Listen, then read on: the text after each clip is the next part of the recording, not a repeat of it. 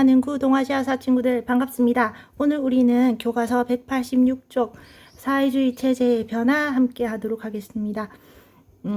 자, 여기 둘 다 테난먼이죠. 그래서 천안문, 중국 발음으로 테난먼, 이 앞에 우리 광화문 광장처럼 이 테난문 광장에 지금 많은 사람들이 모여 있는데 1966년에는 마오어룩을 든 홍위병들이 지금 모여서 이제 마오를 지지하는 그런 여러분 열광적인 모습 보이고 있죠. 이 마오쩌둥 사진.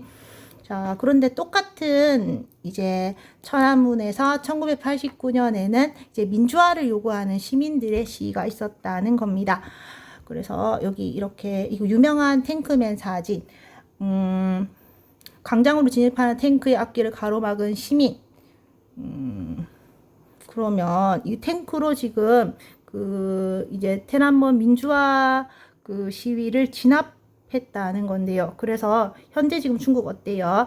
시진핑 공산당 독재를 계속하고 있잖아요. 그래서 세계에서 두 번째 경제 대국이지만은 여전히 정치적 민주화는 안 하고 있다. 그래서 자, 이거 민주화를 요구하는 시민들의 요구가 이제 탱크로 잔인하게 진압당하면서 묵살당했구나라는 걸 우리가 짐작할 수 있습니다. 자, 그러면 이 내용에 해당되는 유익한 유튜브 영상을 보여주도록 할게요. 천안문 항쟁에 대해서 한번 이야기를 해보려고 합니다. 1989년 4월 15일 중국의 젊은이들을 올리는 뉴스가 퍼졌습니다. 중국의 개혁 개방 그리고 민주화를 상징하는 인물이었다라고 알려진 후야오방의 서거 소식이었죠.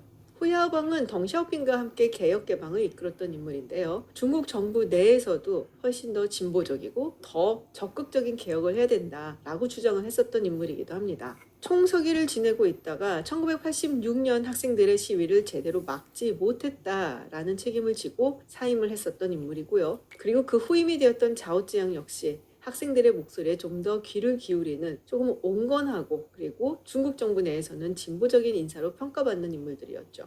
당시 중국은 개혁 개방 실시 후 여러 문제에 봉착해 있었습니다. 사회주의 체제에 자본주의를 도입을 했고 그리고 그 부작용이 일어나고 있었는데요. 하급 공무원들의 만연한 부패라든지 인플레이션 거기다 치솟는 실업률까지 경제가 안 좋아지기 시작하면서 중국 국민들의 불만이 높아지고 있었던 때였죠. 그리고 개혁 개방을 한다라고 이야기를 하니까 조금 더 원하는 요구와 목소리도 있었습니다. 개인의 자유, 권리를 더 보장해달라 이런 목소리들이 자꾸 나오고 있었고요. 젊은 재학생들을 중심으로 해서 그 요구는 더욱더 커지고 있었죠. 그러면서 중국 정부 내에서는 강경파의 목소리도 점점 커지고 또 불만도 높아지고 있었습니다. 그러던 시점에서 개혁과 개방을 상징하는 인물이었던 후야오방이 서거한 겁니다. 후야오방을 추모하기 위해서 많은 학생들 그리고 시민들이 천안문 광장에 모여들기 시작을 했습니다. 사람들이 모여들고 또 그가 추구했었던 이상이라든지 또 젊은 학생들의 목소리가 합쳐지면서 민주화 시위로 변해가기 시작하죠. 시위가 점점 규모가 커지고 또 격렬해지고 이게 베이징에만 그치는 게 아니라 전국적으로 확산되려는 모습을 보이면서 사실 중국 정부에서는 굉장히 격렬한 논쟁이 일어났다고 합니다. 그 당시 중국 정부가 어떤 결정을 내렸는지 또 그 과정이 어떠했는지 이것에 대해서 쓴 굉장히 유명한 논문이 있는데요. 컬럼비아 대학교의 앤드루 네이선 교수가 2001년 Foreign Affairs라는 외교 전문 잡지에 발표한 논문입니다. 제목이 천안문 페이퍼. 당시 녹취라든지 자료, 익명의 관계자와의 인터뷰를 통해서 중국 정부가 무엇을 어떻게 왜 결정을 했는가 재구성한 그런 논문이라고 할 수 있죠. 4월 중순 후야오방이 장례식을 마치면서 사실 시위는 조금 느슨해졌습니다. 그런데 4월 26일 인민일보에 사설이 하나 실리게 되는데요. 사실상 중국 정부의 목소리를 대변하고 있었죠. 당시 천안문에서 있었던 시위를 체제에 도전하는 것이고 그리고 중국 정부를 전복하려는 그런 시도다라고 강하게 비판을 하고 있었습니다. 정부와 대화를 하고 싶다. 우리의 요구사항을 들어달라. 라고 주장을 하면서 천안문에서 시위를 하고 있었던 학생들을 더욱더 반발하고 분노하게 하는 그런 사설이었죠. 그리고 큰 변곡점이 생기는데요. 바로 5월 13일 학생들이 단식투쟁에 들어가게 된 겁니다. 이게 굉장히 절묘한 시점이었던 게요. 사실 5월 15일부터 당시 소련의 서기장이었던 고르바초프가 중국을 방문하게 되어 있었거든요. 사실 그동안 소련과 중국이 사이가 그닥 좋지 않았었기 때문에 고르바초프가 방문을 하면서 이거는 중국 정부의 외교적인 성과다라고 대대적으로 홍보를 하고 싶었습니다. 그런데 학생들은 또 다른 생각을 하고 있었죠. 고르비가 방문을 한다? 그렇다면 이걸 계기로 해서 중국이 얼마나 소련의 고르바초프가 얘기했던 것처럼 개혁과 개방을 원하는지 꼭 알려주리라 라는 생각을 했던 거죠. 그리고 또 하나가 뭐였냐? 고르바초프가 중국을 방문한다고 하니까 전 세계의 언론사가 구름대처럼 중국으로 몰려들었던 겁니다. 그래서 사실 당시 천안문에서의 여러 상황들이 영상이라든지 사진으로 많이 남아있는 이유 중에 하나가 당시 외신 기자들이 베이징에 많았기 때문이에요. 결국 고르바초프의 방문을 앞두고 온건파와 강경파가 중국 정부 내에서 부딪히게 되는데요. 당시 학생들과 대화를 해야 된다 주장을 했었던 온건파의 자오지앙이 있었다면 강경하게 군사적으로 개입을 해서 이것을 진압해야 된다라고 얘기했었던 리펑이 있었습니다. 결국 마지막 결정권은 덩샤오핑에게 있었는데요. 그때 덩샤오핑이 리펑의 손을 들어주게 되죠. 해산을 하라는 명령을 여러 차례 하고 그래도 말을 듣지 않는 학생들은 여전히 천안문에 모여 있었는데요. 6월 4일 새벽 4시 갑자기 천안문을 둘러싼 불빛이 모두 꺼지게 됩니다. 그리고 30분 뒤에 불이 다시 켜지게 되는데요. 그때 학생들은 탱크 부대가 자신들을 에워싸고 있는 것을 보게 되죠. 지금 당장 해산하라고 최후 통첩을 날렸지만 여전히 움직이지 않는 사람들이 많았습니다. 그리고 바로 진압에 들어가게 되죠. 그럼 얼마나 많은 사람들이 희생이 됐냐? 아직까지도 정확히 모릅니다. 수백 명이라고 이야기를 한 사람도 있고요. 수천 명 혹은 10,000명 이상이다 라고 이야기를 하는 사람들도 있죠. 학생들과의 대화를 이야기를 했었던 자오지앙은 실각을 하게 됩니다. 그러면서 비어있던 총서기 자리는 상하이 당서기를 지내고 또 강경 진압을 요구를 하고 주장을 했었던 장쩌민에게 돌아가게 됩니다. 중국은 천안문에 대한 기억을 지우기 위해서 정말 다양한 노력을 했습니다. 인터넷을 검열을 하고 또 서점 같은 데에서 이 천안문과 관련되어 있는 자료라든지 책이라든지 이런 것들을 모두 치우고 없애버렸죠. 그렇게 해서 정말 놀라울 정도로 성공을 했습니다. 저는 물론 기억을 하고 있고요. 심지어 제 아이도 어디선가 본 기억이 있다라고 이야기하는 정말 유명한 사진이 있죠. 한 남성이 쇼핑백 같은 것을 들고 탱크 앞에 있는 사진입니다. 영상을 보면은 탱크가 움직이려고 하면 그 방향으로 남성이 쫓아가서 탱크를 가로막는 그런 영상인데요. 이게 바로 천안문을 상징하는 그런 영상이자 사진이라고 할 수 있죠. 그런데 대한민국에서 자라고 있는 중학생 아이도 본 적이 있다라고 하는 사진을 중국의 30살 이하의 젊은이들은 거의 보지 못했거나 알지 못한다라고 하죠.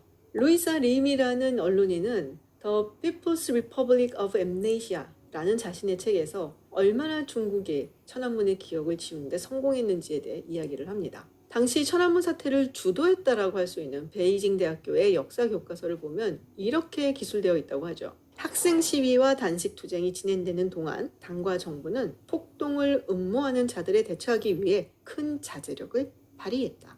천안문 사태가 끝난 후 중국은 대대적인 국가 재건을 시도를 합니다. 국민들은 경제 성장에 과실은 줄 수 있겠지만 정치적인 자유는 줄 수 없다라는 정부의 강력한 메시지를 받아들이게 되죠. 국제사회는 중국이 이런 민주화 항쟁을 군대를 투입해서 진압을 하는 모습을 보고 큰 충격을 받았고요. 일정 기간 동안 경제 제재를 단행을 하고 그리고 국제사회 문을 닫기도 했습니다. 중국의 국제적인 이미지도 상당히 안 좋아졌죠.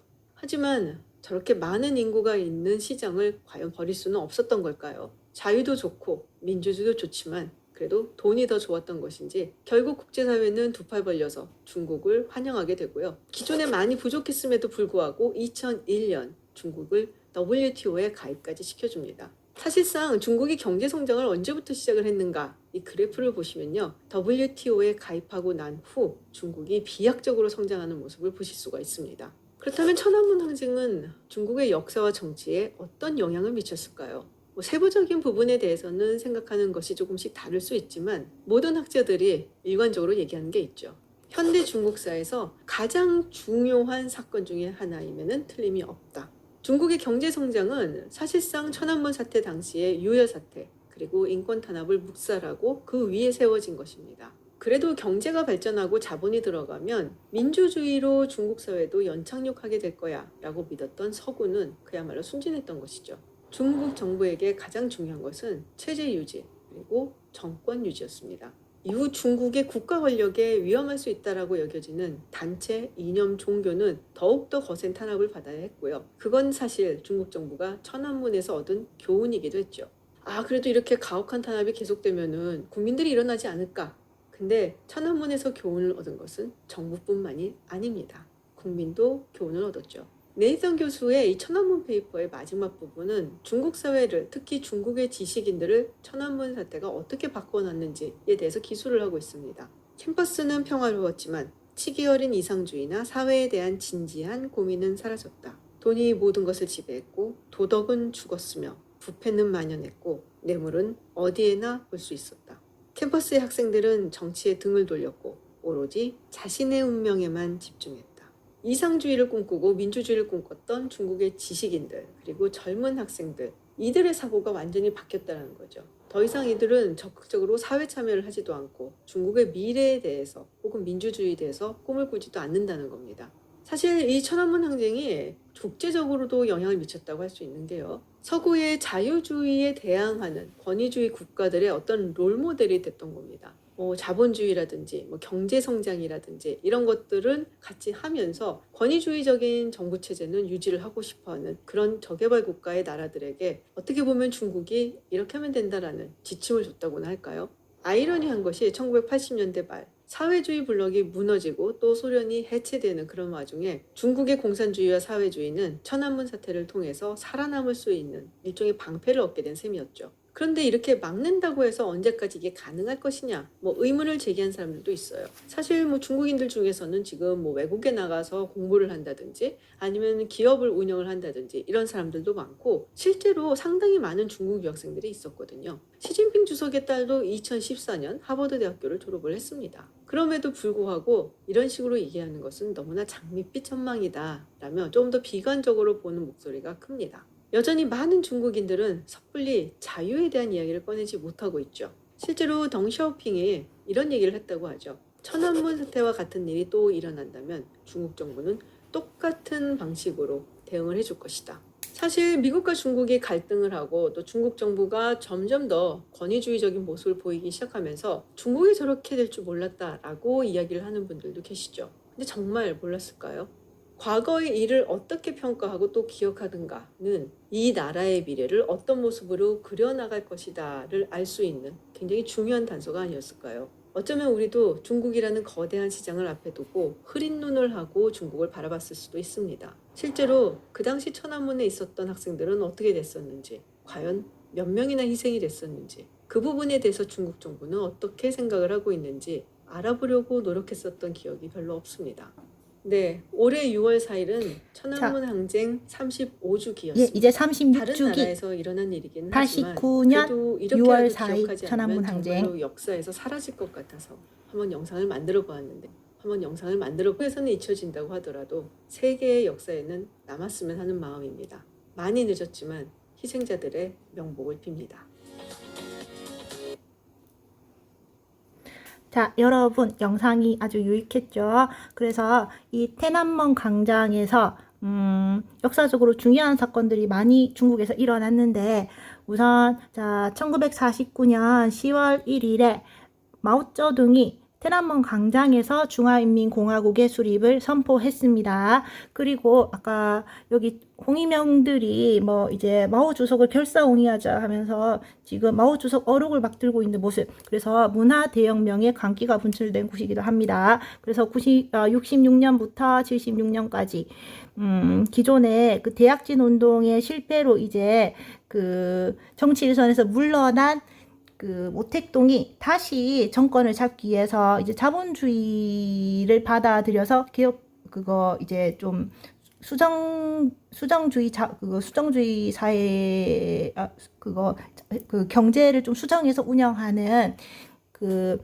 덩샤오핑이랑 그 류샤오치 이런 사람들을 몰아내기 위해서 여러분 같은 10대를 그 이용한 것. 그래서 문화도 아니고 혁명도 아닌 이 광기가 분출된 곳. 76년에 모택동이 죽으면서 끝나고 그 뒤에 이제 그 덩샤오핑이 집권해서 개혁개방 정책, 그래서 흥묘백묘론 또 선부론 해서 지금 현재 중국이 결국은 2001년에 아까 WTO 세계무역기구에 가입해서 이제 급속하게 성장하는 모습. 그래서 2010년에는 일본을 제치고 세계 제2의 경제대국이 되는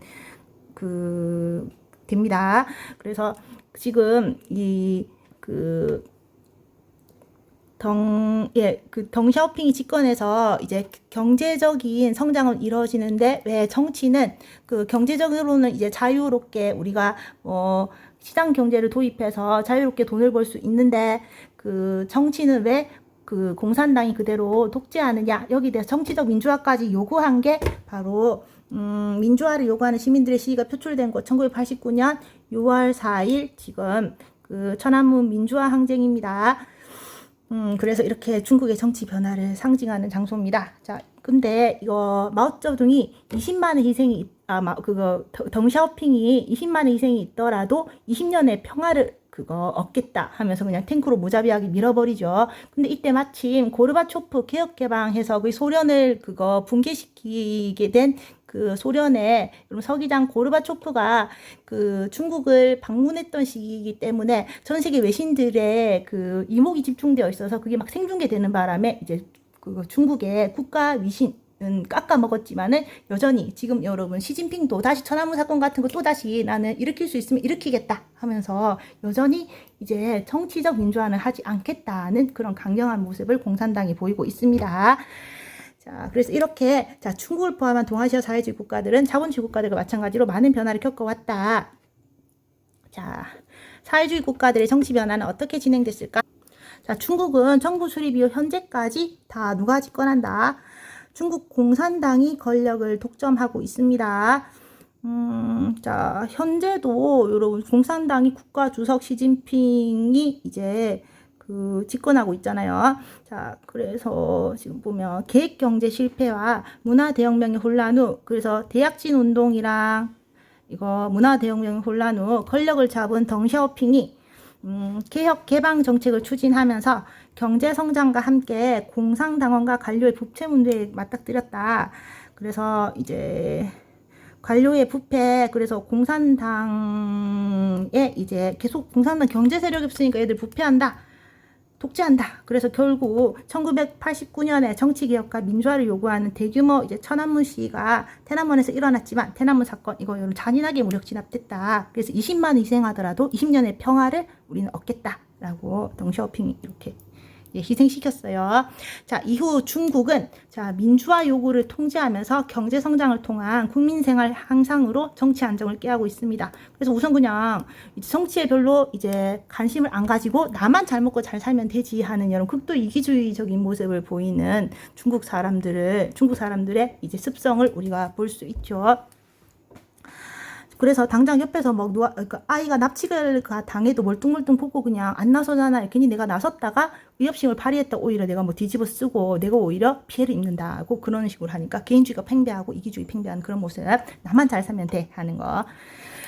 자, 그게 요새 그런 여러분 중국의 좀 냉혹한 그런 국민성을 만들게 되고 이제 나 아닌 나머지 일에는 관심 없는 게 언제부터 이렇게 여러분 천안문 문화 대혁명과 천안문 사건으로 이제 이렇게 되었다. 자, 이제 베트남 볼게요. 자, 베트남은 개혁개방 정책 1986년 도이모 정책을 도입한 후 이제 경제가 크게 성장하면서 공직사회 부정부패 추방운동, 빈부격차 해소를 위한 노력 등 정치사회적 변화를 꾀하고 있습니다. 베트남 그렇다. 자, 이제 북한 마지막으로 북한. 자, 북한은 조선노동당이 권력을 독점하는 일당 지배 체제를 유지하고 있다. 근데 1960년대에 이제 중소 분쟁을 겪으면서 자주 노선을 내건 김일성의 주체 사상, 중국과 소련의 사이가 더러워지니까 1979년에 결국 어떻게 돼요? 미국이 대만이랑 국교를 끊고 중국이랑 수교를 하게 되잖아요. 그러면서 중국과 소련이 갈라서게 되면서 이제 북한은요, 어디에 붙어야 되나? 우리는 주체입니다 해서 여러분, 북한에 만든 오리지널 사상, 주체 사상은 이제 1970년대 들어서 김일성의 절대 권력을 정당화하는 기반이 되었습니다. 자, 북한은 자기들이 만든 오리지널 사상, 주체 사상이라는 게 있습니다. 그러니까 중국과 소련에 휘둘리지 않고 우리가 주체적인 길을 가겠다.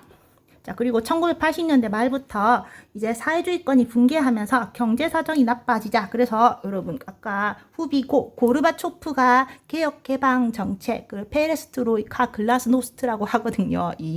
그 나라 말로, 러시아 말로. 그래서 그걸 하면서 이제 더욱더 이제 동유럽의 공산권 국가들이 막 이제 민주화 요구가 일어나면서 공산당 독재가 이제 붕괴되고 나라들이 떨어져 나가자.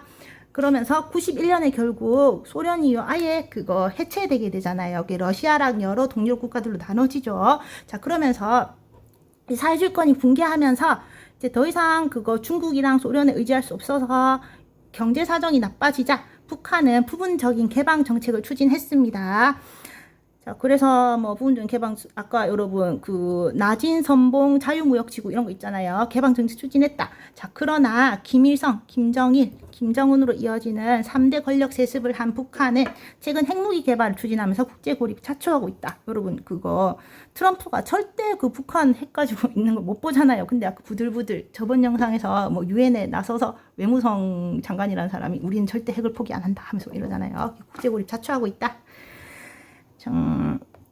자, 그리고 여러분 이거 중국 반체제 운동의 상지 류사오보, 이 사람이 노벨 평화상 트럼프가 받고 싶어하는 그 상을 받았다는데 2010년 옥중에서 받았대요. 그래서 봐봐, 국가 전복 혐의로 11년형을 선고받았다. 근데 이전에 어디에 참여했대요? 1989년天安門시에 참여했다. 그래서 일당 독재 폐지, 언론의 자유보장, 직접선거제 도입 이런 걸 했다. 그런데 옥중에서 노벨 평화상을 받고 했지만 결국 여러분 옥중이니까 참여도 못하고 간암으로 타계하고 이거. 그래서 여러분 한번 검색해 보면요, 공산당 정부가 류사오보 시체를 빨리 화장해서 그냥 조용히 묻어버려요. 그렇게 해서 지금도 기세등등하게 공산당 독재하고 있다 라는 내용입니다. 그래서 여러분天安門 사건 이거 여기 좀 볼게요. 1980년대 후반 강력한 지도자 하에 정치 체제에서 경제 근대화를 추진해야 한다는 주장, 이게 덩샤오핑 측의 주장이죠. 그리고 학생들의 민주화가 필요하다는 주장의 갈등으로天安門 사건이 발생했습니다. 덩샤오핑은 이 사건에 대해서 공산당과 사회주의를 파괴하고 부르주아 공화국을 실현해야 했던 움직임을 진압한 것이라고 정당화했습니다. 자, 그러면 이건